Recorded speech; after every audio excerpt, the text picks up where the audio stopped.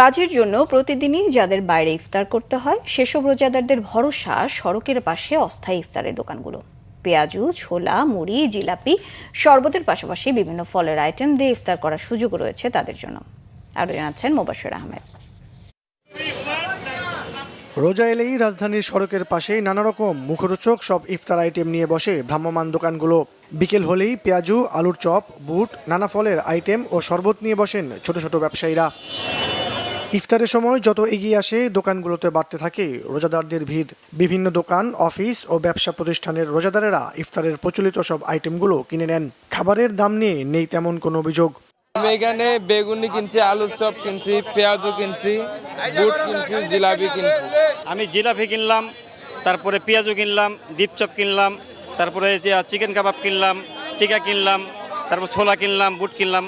আমরা সবাই একত্রে এটা বসে ইফতার করব। দোকানে 25 থেকে 30 জন স্টাফ আছে, প্রত্যেকেই এই জুয়েলের কাছ থেকে ইফতার নিয়ে ইফতার করে। সবাই একসাথে ইফতার করি, দোকানের সবাই মালিক পক্ষ সহকারে। আমি কক্সবাজার থেকে আসছি।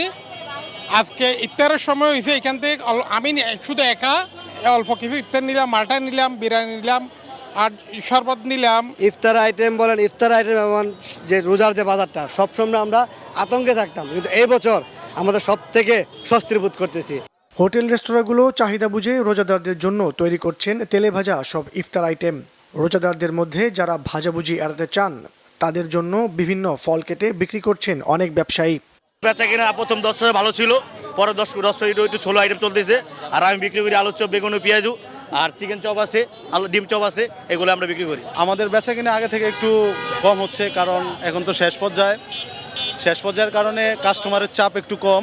ঢাকার পান্থপথ সিআর দত্ত রোডের অফিস পাড়ায় অস্থায়ী দোকান বসিয়ে সব শ্রেণী পেশার মানুষের জন্য ইফতারের ব্যবস্থা রয়েছে এসব দোকানগুলোই।